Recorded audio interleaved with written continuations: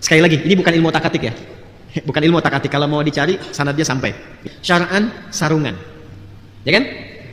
Dari kata syariat, maksudnya apa? Hei, selimuti dirimu dengan nilai-nilai syariat. Sarungan. Baju koko itu serapan. Dari baju takwa, wakwa, tuko, takwa. Disingkat jadi koko, diserap jadi koko. Jadi maksudnya, pakaianmu itu pakaian takwa. Mengambil dari surat Al-A'raf itu. Walibasut taqwa dzalika khair. Ya. Kemudian kalau ilmu sudah tinggi, sudah bagus, hidupnya penuh dengan syariat, maka pakai khufyah, tambah ketakutannya kepada Allah, tawadhu. Innama yakhsyallaha min ibadihil ulama. Satu-satunya yang bisa mendapatkan nama Khaliq adalah hanya Allah Subhanahu wa taala. Manusia nggak bisa. Sekalipun dia bisa membuat sesuatu, misal membuat meja, kan harus ada bahannya dulu kan? Ya kan? Ada kayunya, tripleknya, pakunya, macam-macamnya, baru dia susun jadi meja. Kalau nggak ada bahan nggak bisa. Nah, karena itu manusia tidak bisa disebut dengan Khaliq. Ya, makanya yang terkait dengan manusia disebutnya dengan ikhtara'a, yakhtari'u ikhtira'an. Hadza min ikhtira'ihi. Ini dari apa yang dia buat, ya. Tapi kalau Khaliq, dia mencipta dari sesuatu yang tidak ada menjadi apa? Ada. Karena itu ketika Allah mencipta kita manusia, ya, mencipta kita manusia, maka Allah mengenalkan kepada semua hambanya, semua makhluknya dengan nama Khaliq di Quran surah ke-15 ayat 28. Wa idh qala rabbuka lil malaikati inni khaliqum bashara min salsalim min hama'im masnun.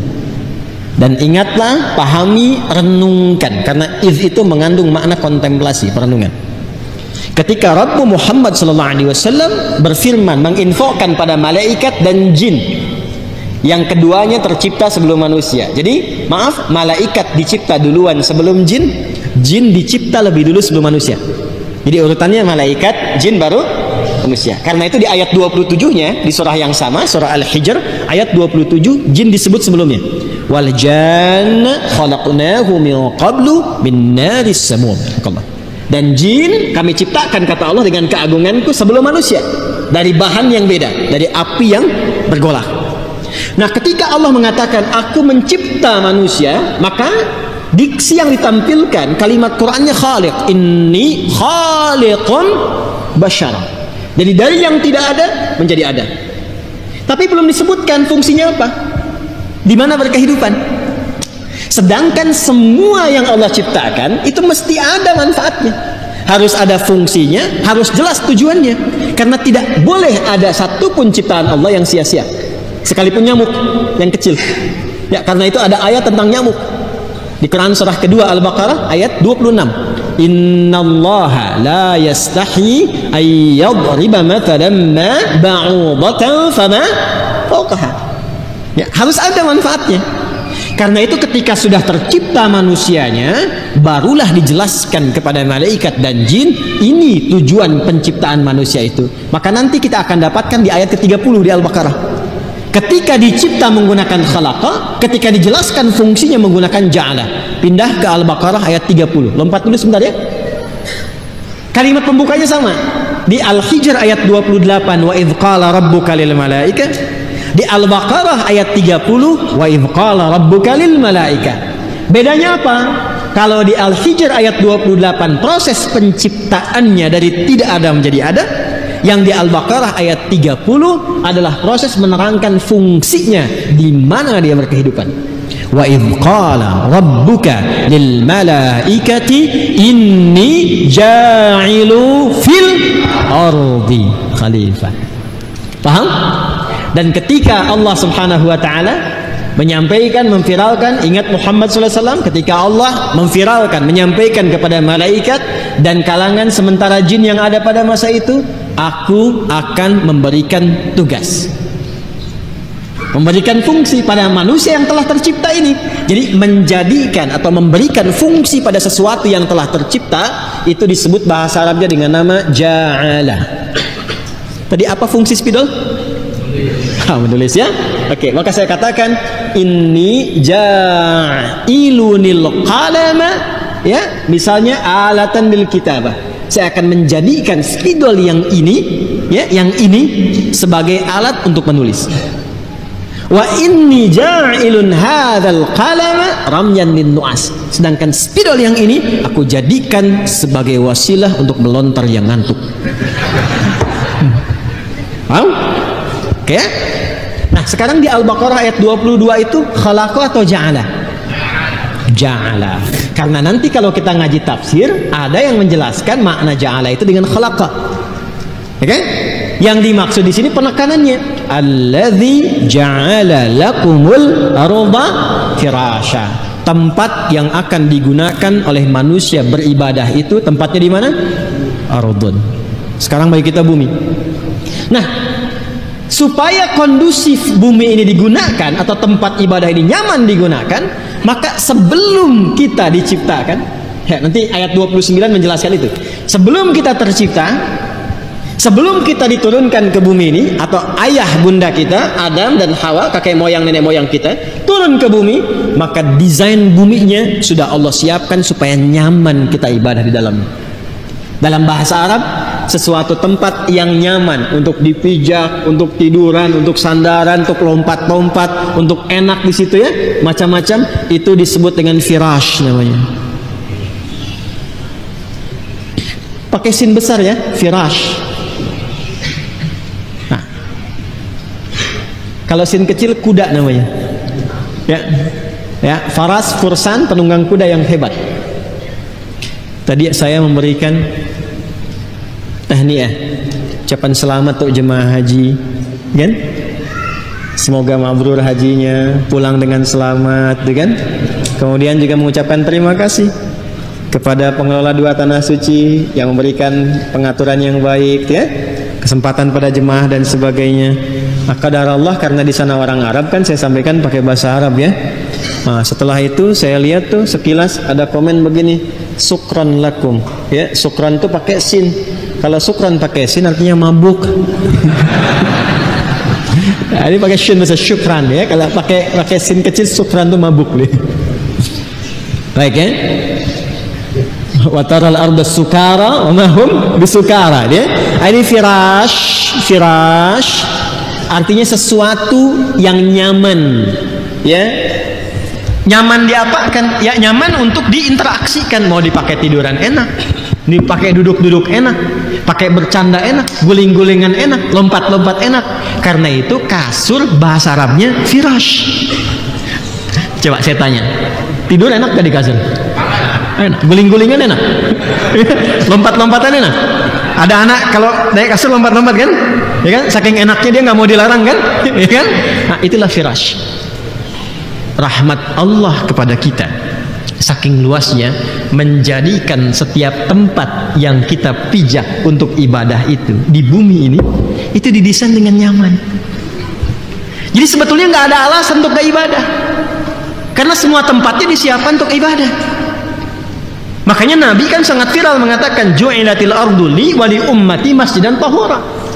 Ya, kita itu dapat hadiah dari Allah, kata Nabi, dijadikan di seluruh bagian bumi itu sepanjang dia suci dan baik, dijadikan tempat yang nyaman untuk ibadah, masjid tempat sujud yang suci. Ya, jadi sebetulnya maaf ya, ini sampai sini saja kalau kita mau tarik dalam dunia kita, nggak ada alasan nggak bisa ibadah. Anda kerja di mana? Anda mengatakan nggak bisa sholat di sini, mustahil. Tempatnya bisa, andanya mungkin yang nggak sholat. Anda tidak harus menunggu ada musola di kantor, karena space kantor itu masih dimungkinkan untuk sujud. Apa nggak mungkin di situ berpikir, kok bisa mencari dunia bisa nyaman, untuk ibadah nggak nyaman? Padahal Anda pulang kepada Allah tuh pengen nyaman. Ya kurang apa Allah pada kita? Tempatnya dibuat nyaman untuk ibadah, ketentuannya diberikan, jaminannya dijaminkan, ya.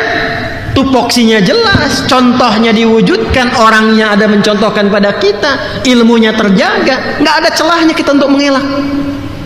Karena itu ketika Allah memberikan rahmatnya kepada kita dan kita menagih, ya Allah, saya sekarang ingin ibadah, di mana, bagaimana caranya? Dijawab oleh Allah, setiap tempat yang kau pijak di bumi itu sangat terbuka, kau bisa ibadah. Dan aku jadikan kondusif itu. Makanya nggak ada alasan, nggak ada alasan. Tinggal persoalannya manusianya mau atau tidak. Jelas? Ini baru satu bagian dari ayat yang belum kita sempurnakan. Allazi ja'ala lakumul arda firasya. Sekarang tambahkan ngajinya itu pakai makna allazina, pakai makna allazi yang tadi itu. Seakan-akan Allah ingin mengatakan setiap generasi berganti berkehidupan, sampai mereka meninggal pun selalu aku siapkan tempat yang kondusif untuk dia ibadah kepadaku. Jelas sampai sini? Jadi kalau kita ingin membawa citra ayat ini dalam kehidupan kita, seharusnya siapkan setiap tempat yang kita tinggali atau berinteraksi itu ada space untuk ibadah. Kalau di rumah, bikinlah space sedikit untuk ibadah. Ya, atau bahkan setiap kamar itu gunakan setiap tempat yang dipijak. Pakai sholat dulu. Saya membiasakan ini dan hasilnya luar biasa. Hasilnya luar biasa. Kalau masuk ke satu tempat kita pakai sholat dulu. Ya. Ada pakaian misalnya, ya Allah titipkan untuk dipakai, pakai ibadah dulu. Itu rasanya akan beda. Antum kalau pernah dapat pakaian, dipakai sholat dulu, itu akan malu menggunakan pakaian itu pakai maksiat. Akan malu. Karena memori pertama yang sampai di benak kita itu pernah dipakai sholat. Ya, makanya kalau ada orang ingin berbuat maksiat, dia akan milih-milih tuh. Ya, dari perangkat-perangkat yang memang belum pernah digunakan untuk berbuat taat. Kalau nggak percaya silakan. Ada nggak orang yang biasa pakai kendaraannya untuk ngaji ke masjid, tiba-tiba dipakai untuk mencuri? Nggak mungkin. Ya, dia akan berpikir jangan pakai yang ini ya, ini sayang, investasi ibadah. Ya. Makanya terkadang beberapa pakaian itu penting melekat nilai-nilai syariat di dalamnya, walaupun kemudian jadi budaya, tapi asalnya menjaga. Contoh gini ya, ini bukan ilmu otak-atik ya. Bukan ilmu otak-atik dan bukan ngarang-ngarang ini. Kalau mau dicari sanadnya ada. Kalau mau tanya ke kiai-kiai juga, lihat kenapa para kiai kita itu banyak yang sarungan. Ya, banyak yang sarungan. Itu ada maknanya. Orang tua kita itu melekatkan makna, disebutnya sarungan.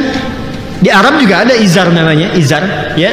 Tapi itu dipakai jadi budaya yang melekat bahkan di dunia pesantren, santri dan sebagainya. Karena sarungan itu, ini masya Allah. Ini maaf ya, agak mahal tapi jarang disampaikan. Agak mahal tapi jarang disampaikan. Nih sebentar, saya tunjukkan begini. Sarungan itu serapan dari kata syara'an, syariat. Syara'an, sarungan. Sekali lagi, ini bukan ilmu otak-atik ya. Bukan ilmu otak-atik. Kalau mau dicari sanadnya sampai. Insya Allah kiai-kiai di pesantren tahu itu. Ya, dan kami diajarkan dari kecil juga diajarkan. Syara'an itu dibawa dalam bentuk kosakata, diterapkan dalam sesuatu yang melekat pada diri kita. Syara'an, sarungan, ya kan? Dari kata syariat maksudnya apa? Hei, selimuti dirimu dengan nilai-nilai syariat, sarungan. Makanya pakai sarung itu dipakainya ke masjid, pakai ngaji dan sebagainya. Kalau naik dikit, anak-anak di daerah itu dipakein ke sini jadi kayak sorban gitu kan? Ya kan?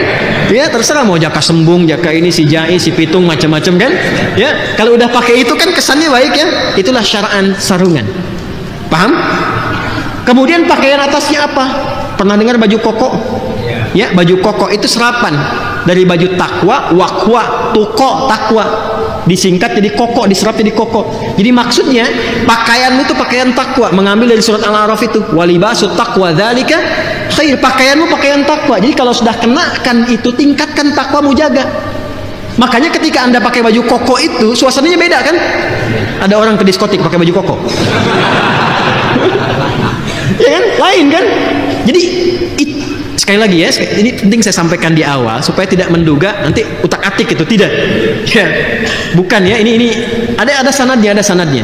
Pakai baju takwa itu gambaran tingkatkan takwamu, bangun ketaatan lebih baik lagi. Kalau dibawa ke dalam dunia pengetahuan, belajar yang betul. Makanya pakaian takwa itu bagi para muslim pembelajar mahasiswa itu pakaian yang mampu meningkatkan pengetahuannya untuk ibadah kepada Allah. Setelah itu syara'an, kalau sudah ilmunya bagus, ibadahnya bagus, tutupi hidup dengan syariat, syara'an, sarungan, ya. Kemudian kalau ilmu sudah tinggi, sudah bagus, hidupnya penuh dengan syariat, maka pakai khufyah, tambah ketakutannya kepada Allah, tawadhu. Innama yakhsyallaha min ibadihil ulama. Orang-orang alim itu yang takwa, yang baik, yang sudah mengerti, maka dia semakin tawadhu. Makanya orang pintar, ulama, kiai yang bagus, habib, ustadz-ustadz yang baik itu, ketika merasa ilmunya itu bagus, dia semakin tawadhu. Semakin lembut, semakin baik, semakin menyatukan, membangun harmoni, itulah khufyah, itulah kopiah. Kalau sudah ini ada, kopiah ada, baju takwa koko ada, saraan sarungan ada, pakailah bakyak. Tahu bakyak gak? Ya, bakyak itu dari kata al-baqa, bakyak, pertahankan tuh sampai pulang. Makanya di santri, di pesantren banyak bakyak itu. Jelas ya? Halo? Nah, ini bukan ilmu otak-atik, itu dari dulu sudah begitu. Cuma kita kan tinggal pakai aja. Nah, yang paling aneh itu generasi sekarang yang aneh mendapatkan keterangan itu. Artinya apa? Artinya kita kurang menggali sekarang. Artinya ada yang kurang menggali tentang keterangan di masa lalu. Kan orang tua kita dulu itu nggak banyak teorinya, simple aja, tapi maknanya dalam. Maknanya dalam sekali. Paham sih sini? Baik ya. Alladzi ja'ala lakumul arda firasya. Hei, aku telah jadikan bumi yang engkau pijak itu, yang engkau berkehidupan di situ, engkau beraktivitas di situ, kondusif dan sangat nyaman digunakan untuk ibadah. Artinya, kalau ada pernah berkehidupan dan diberikan oleh Allah space untuk berinteraksi, belum pernah dipakai ibadah, tangisin tuh. Coba pulang ke rumah ya. Lihat semua ruangan di rumah. Nanti pulang cek. Jangan-jangan ada satu ruangan yang belum pernah dipakai sholat di situ. Ayo, kan? Nah, coba dicek lagi. Ya, awas hati-hati. Nanti hadisnya banyak. Kalau hadis tentang desain rumah itu ada loh, teman-teman yang di dunia interior. Ya, awas tuh. Nabi itu sangat efektif sekali. Jangan sampai kata Nabi, misalnya contoh nih, ada 4 kamar, cuman 3 yang dihuni, maka 1 itu dimanfaatkan oleh setan. Jadi Islam itu spesifik, jangan ada yang israf, berlebihan, sia-sia nggak kepake. Ya, ini untuk kamar siapa, ini bagaimana, ini yang mana, ini desain semuanya supaya nyambung semua, ada aktivitas di situ. Jelas sampai sini? Oke. Alladzi ja'ala lakumul arda firasya. Jangan sampai tidurnya nyaman, tapi ibadahnya nggak maksimal. Makanya disindir nanti di Al-Muzammil. Ya, innalaka fin nahari sabhan tawila. Duh hambaku, ya ayyuhal muzammil. Ya, qumil laila illa qalila. Nisfahu aw inqus minhu aw zid alaihi wa rattilil qur'ana tartila. Awas, inna sanulqi alaika.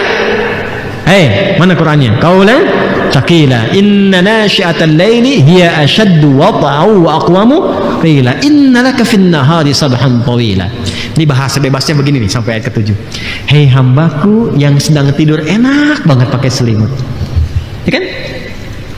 Dan engkau itu begitu sibuk siangnya. Innalaka fin nahari sabhan tawila. Kamu itu siangnya begitu sibuk cari dunia, malamnya enak banget tidurnya pakai selimut, pulas begitu. Itu kata Allah nih. Cita-cita masuk surga. Firdaus lagi itu. Ya? Ayo, siapa yang pengen ke surga Firdaus? Oh, saya kan, tapi pelan banget kan, sayang gitu. Karena menyadari memang siangnya sibuk. Ya kan? Malamnya pulas kan? Ya? Cita-cita masuk surga. Kata Allah, cobalah bangun sedikit. Qumil laila illa qalila. Bangunlah sedikit, walaupun cuma sedikit, ibadahlah. Jadi semua desain itu menyaman, menenteramkan dan menenangkan. Semua desainnya nyaman. Setelah itu apa? Kalau cuma bumi saja nggak nyaman tuh, maka dijadikan kemudian langit sebagai atapnya. Alladzi ja'ala lakumul arda firasya was samaa'a binaa. Maka supaya kamu merasakan lebih enak lagi, nikmat lagi, nyaman lagi, ada pemandangan yang bisa ditatap, kami jadikan langit itu sebagai atapnya, bahkan dibangun seluas-luasnya. Allah siapkan seluas-luasnya. Dari mana dapat perpaduan ini? Temukan di Quran surah 51 dari ayat 47 sampai 48. Nanti tafsir ayat ini yang dua-dua didetilkan lagi di Quran surah 51 ayat 47 sampai dengan 48. Was-samaa'a banainaha bi'aidin wa inna lamusi'un wal arda farashnaha. Di Al-Baqarah ayat 22, alladzi ja'ala lakumul arda firasya. Di Az-Zariyat ayat 48, wal arda farashnaha fa ni'mal mahidun. Kata Allah, hei, aku sudah jadikan langit itu ya dengan kekuatanku, dengan keagunganku, dengan kekuasaanku seluas-luasnya. Bahkan pindah ke Al-Mulk nanti engkau pandang ya, aku jadikan semua yang di langit sebagai hiasan. Walaqad zayyana as-samaa'a ad-dunya bimasabih. Kami jadikan ada bintang-bintang, ada cahaya, ada planet yang bisa diriset dan sebagainya. Natap ke langit, indah. Kan? Coba keluar malam-malam lihat ke langit. Nyaman kan? Makanya ada orang-orang yang punya harapan tuh suka rebahan kan? Kaum rebahanas. Ya kan? Crop top naik atau di lapang ya. Saya kalau di Timur Tengah musim panas itu menjelang waktu ujian, rata-rata teman-teman keluar tuh dekat pohon kurma atau ada yang naik ke rooftop, rebahan tuh ke langit ngelihat begini gitu. Dan mulai bermohon menanamkan harapan gitu kan. Punya cita-cita gantungkan setinggi langit ya, setinggi langit, terus tinggi betul, dia lihat ke atas, tenang kan. Coba lihat keluar. Nanti setelah kajiannya selesai. Lihat tuh gini, enak tuh. Nyaman. Jadi langitnya didesain nyaman, buminya didesain nyaman, dan bukan hanya daratannya, termasuk lautannya dibuat senyaman mungkin, seindah mungkin. Saking indahnya banyak yang wisata kan, ke pantai, ke laut, ya kan, banyak yang lihat. Nah itu sindirannya tajam banget. Anda itu untuk dunia aja begitu nikmatnya, kenapa kenikmatan itu nggak dibawa ke ibadah, kata Allah. Padahal aku desain kenikmatan ini untuk ibadah, bukan untuk banyak main. Gitu. Coba jujur pada diri sendiri ya. Dari sekian puluh tahun Allah titipkan berkehidupan, berapa banyak menikmati dunia dengan menikmati ibadah? Dari semua fasilitas yang telah Allah berikan sampai malam ini, berapa persen yang kita gunakan untuk ibadah kepada Allah Subhanahu wa ta'ala? Dan itu akan dihisab. Itu akan dihisab. Ya. Nah, di titik ini, maka mulai saat ini kita mesti berbeda, memosisikan semua tempat yang kita pijak di bumi ini. Maka kalau pulang ke rumah, cek semua tempat yang kita pijak, jadikan itu sebagai bagian atau wasilah kita bisa beribadah di dalamnya. Walaupun hanya berpikir, subhanallah, alhamdulillah. Karena kalau kita meninggal, setiap tempat yang pernah kita pijak itu akan bersaksi di hadapan Allah. Idza zulzilatil ardu wa akhrajatil ardu, lihat ardu wa qala al insanu ma laha yawma idzin tuhadditsu akhbaraha. Pada saat itulah setiap tempat, ayat keempat, yauma idzin tuhadditsu akhbaraha. Pada saat itulah setiap tempat, di antara tafsirnya yang kita pijak akan menyampaikan kepada Allah di situ kita pernah berbuat apa. Maka nggak ada yang bisa tertutup dari peristiwa akhirat itu, semua akan terungkap sekecil apapun. Wa may ya'mal mithqala dzarratin khairan yarah wa may ya'mal mithqala dzarratin syarran, yang baik akan diungkap, yang buruk pun akan diviralkan, sekecil apapun. Makanya sebelum sampai ke sana, perbaiki di sini. Ya, saya akan akhiri dengan kisah seorang ulama saleh, alim. Ada syekh yang sangat luar biasa saleh, alim. Alim itu tunggal, jamaknya ulama. Pengikutnya banyak, santrinya banyak, dan senang berdakwah berkelana, dakwah ke tempat ini ke tempat. Satu kali secara singkat, ketika beliau sedang berjalan, dan itu dikenal oleh santrinya syekh yang sangat kuat sekali, fisiknya kuat, bagus ya untuk dakwah itu. Tapi satu kali ketika sedang berjalan di satu tempat, tiba-tiba pingsan, jatuh, dan lama ditunggu itu. Setelah sadar, ditanya oleh santrinya, "Ma bika?" katanya. "Syekh, kenapa?" Perhatikan jawabannya. "Saya teringat saat memijak tempat ini, saya teringat bahwa saya dulu pernah berbuat maksiat di tempat ini, lalu aku beristighfar ketika menginjaknya. Saking takutnya aku dengan dosa aku itu, aku beristighfar kepada Allah sampai pingsan pada saat itu." Saya mau tanya, maksiatnya seorang alim itu gimana sih? Seorang syekh yang alim itu maksiatnya gimana? Ya, itu saking takutnya kepada Allah saat hisab jadi viralkan di akhirat nanti, karena semua lihat. Kalau sekarang Anda bisa tutupi, saya bisa tutupi, dan beruntungnya kita disayang Allah, nggak dibuka aibnya. Ini boleh jadi saya pun mungkin banyak aib, ya, dan Allah berkenan menutup, makanya kita syukuri. Anda boleh jadi lebih baik dibandingkan saya. Hanya boleh jadi Allah tutup aibnya saja gitu kan, sehingga tidak terbuka. Di akhirat akan dibuka semua, sekecil apapun. Karena itu sebelum kembali, itu tutupi dulu. Pernah lihat filmnya? Ada sinetron itu? Saya mau tanya, itu kalau casting, syuting begitu, langsung jadi begitu tayang atau diedit dulu? Diedit itu supaya bagus atau supaya tampil apa adanya? Bagus kan? Kalau ada kata-kata kurang bagus diedit ya, didubbing kadang-kadang kan. Gambar-gambar kurang bagus diedit ya supaya jadi lebih bagus kan? Demikian. Nah, kehidupan kita tuh begitu, sebelum ditampilkan di akhirat, maka kisah hidup kita yang akan ditampilkan nanti edit dulu sekarang. Ya, kata-kata yang kurang bagus istighfari. Sehingga yang keluar dibuka nanti bagus. Bagian episode kita yang kita ketahui, kita tahu itu, dan Allah Maha tahu. Ya, Maha tahu. Karena itu hubungan kita dengan Allah selesaikan dulu, mintakan istighfar, mohon ampunan kepada Allah. Nanti kalau sudah biasa dilakukan, Anda itu paling paham dengan kebiasaan Anda. Anda keluar dari masjid saja sudah ada memorinya. Setiap kita tuh memorinya beda. Kesini pernah memikirkan siapa, berprasangka buruk pada siapa, ya, pernah nginjak sendal siapa, pernah pakai sendal siapa, wudhu tanpa bilang, ya, dan sebagainya tuh. Itu nanti kalau bisa kita biasakan itu, demi Allah saya katakan, itu akan merubah keadaan hidup kita. Akan beda suasananya, tenang gitu, enak. Saya punya sepupu, dia masuk pesantren dulu. Ketika dia masuk, ada sendal jepit di pesantren itu, dia beli itu. Dia ke masjid, begitu ke masjid pulang sendalnya hilang. Apa yang dia lakukan? Dia kemudian tandai, kan suka ditandai ya, misalnya kalau Adi inisialnya kan A, dia kan A itu. Dia masuk masjid, keluar hilang lagi. Ketiga, dia ikat dengan gembok. Sendal jepit dia gembok tuh. Ada tahu nggak? Hilang dengan gembok-gemboknya. Yang keempat, dia tuliskan. Ini benar karena masih polos kan dari SD ke SMP ya, masuk karena diterima setingkat SMP. Dia tuliskan di sendalnya, takutlah kepada Allah. Itu bertahan sendalnya, bertahan sampai kalimat itu hilang lagi sendalnya. Lalu yang kelima dia putuskan, setelah tawakal aja apa adanya. Saya jalan aja begitu. Begitu dia keluar dari masjid, ditampakkan oleh Allah di mana keempat-empat sendalnya dan siapa pelakunya. Gitu. Dan balik lagi akhirnya.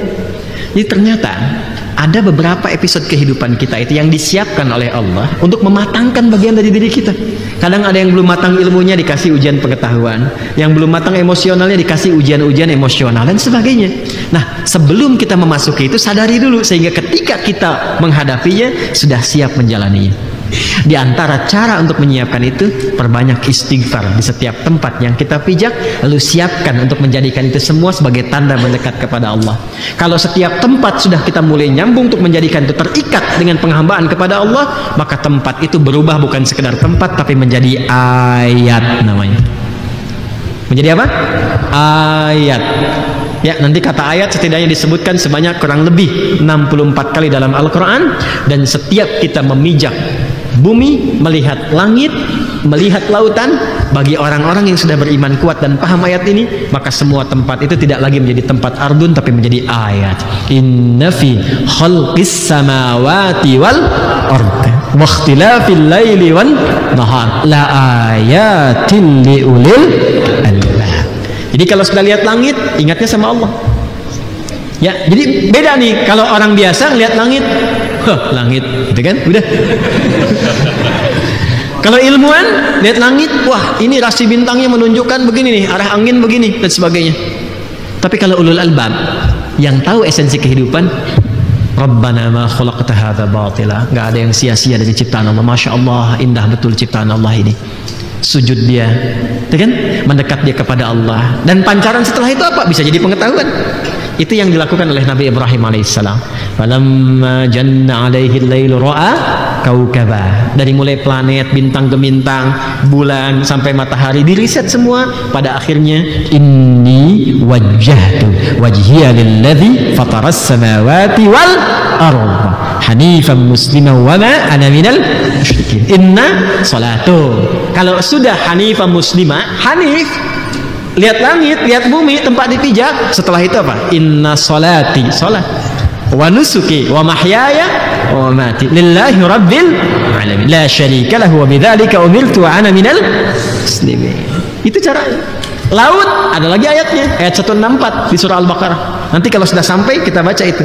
Inna fi khalqis samawati wal ardi wa ikhtilafil laili wan nahari wal fulkil lati tajri fil bahri bima yanfa'un nas ayat tentang kapal laut, perahu di laut dan sebagainya, itu Quran ada ayatnya. Ada ayatnya. Makanya dulu setelah orang Islam itu maju dengan keislamannya di eranya Utsman bin Affan radhiyallahu taala anhu, yang kuat itu maritimnya, armada lautnya. Itu inspirasinya dari Quran. Itu sebetulnya bisa diturunkan ayatnya, karena Indonesia itu kan luasannya lebih banyak lautan kan dibanding daratan itu. Jadi kalau belajar eranya Utsman bin Affan, di copy paste nilai kemaritimannya, kuat banget itu. Ya, masa dari sekian banyak selat itu, kalau nggak salah tuh, ya hampir 2/3-nya ada di Indonesia itu. Hampir 2/3-nya. Nah itu ya. Nah jadi sekarang kalau sedang ngaji ayat ini kan baru setengah nih. Ya kan, baru setengahnya kan, belum selesai kan? Ya kan? Alladzi ja'ala lakumul arda firasya was samaa'a binaa, baru sampai situ, baru setengah. Jadi sekarang kalau lihat langit, sudah lihat ayat ini, sudah ngaji, lihat langit itu sudah Masya Allah, Rabbana ma khalaqta hadza. Minimal latihan itu dulu, latihan dulu aja sampai hati kita tersambung. Di lisan dulu aja, Masya Allah, Rabbana ma khalaqta hadza batila. Ya Allah, jadikan lisanku yang berzikir ini menjadi persaksian yang memberatkan mizanku di akhirat. Itu dulu aja, walaupun belum ada sentuhan ke jiwa. Semakin sering berlatih, semakin tersentuh jiwanya nanti. Ya, sentuhlah ia di lisanmu, maka ia akan turun ke jiwamu. Jangan di mata aja, sentuhlah ia lekat di hatimu, maka ia akan jadi milikmu untuk selamanya. Itu aja yang dia paling deh. Kan dari mata turun ke, bukan cuma mata, dari lisan turun ke hati, dari telinga turun ke hati. Di hati ini ada iman, dari kaki naik ke hati. Jadi ada yang turun, ada yang naik. Sumbernya di hati. Inna fil jasadi mudghatan, kan? Idza salaha salahal jasadu kullu wa idza fasadat fasadal jasadu kullu ala wahyal qalbu. Paham sampai sini? Yang dahsyat tuh begini, yang dahsyat. Lihat hujan, ingat Allah. Itu yang susah itu. Kan ada yang baru gerimis, miripis, pepoyan gitu kan? Ada yang begitu kan? Gerimis, jemuran gitu kan? Ada yang begitu. Tapi yang ini baru mendung pun ingat Allah.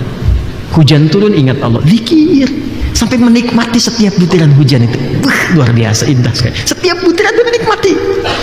Ya, saking nikmatnya tertidur pun karena zikir. Bukan sekedar tidur, kan ada terapi tidur dengan mendengar suara hujan kan? Itu bukan sekedar tertidur, dia saking menikmatinya bisa larut dalam suara itu untuk memuji Allah Subhanahu wa taala. Bagaimana dan kapan itu bisa terjadi? Nanti pekan depan kita teruskan ayatnya. Kan yang selanjutnya tentang hujan, ya kan? Selanjutnya tentang hujan kan? Ya alladzi ja'ala lakumul arda firasyaw was samaa'a binaa'a wa anzala minas samaa'i. Kenapa pakai anzala sedangkan di surat Luqman pakai nazzala? Kapan jadi nazzala? Kapan jadi anzala? Bagaimana menikmatinya? Kenapa disebut ma'a bukan matara?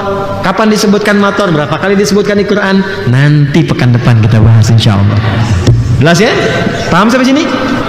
Nah, jadi kalau ada ayat tentang bumi dijadikan sebagai hamparan, yang dimaksudkan cara kita berinteraksi, bukan ingin menunjuk bentuk bumi. Jadi ayat ini bukan ingin bicara bumi bulat, bumi datar.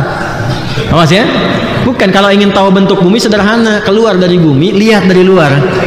Itu aja. Quran itu esensial. Jadi jangan berdebat pada sesuatu yang tidak penting, yang tidak membuat kita lebih cerdas. Paham ya? Ya, jadi jangan masuk ke lingkaran perdebatan pendapat bumi bulat, bumi datar. Enggak. Kalau pengen tahu bentuk bumi, keluar dari bumi, lihat bentuknya. Tapi kalau ingin menikmati kehidupan di bumi, maka lihat Quran dan jalani semua petunjuknya. Paham?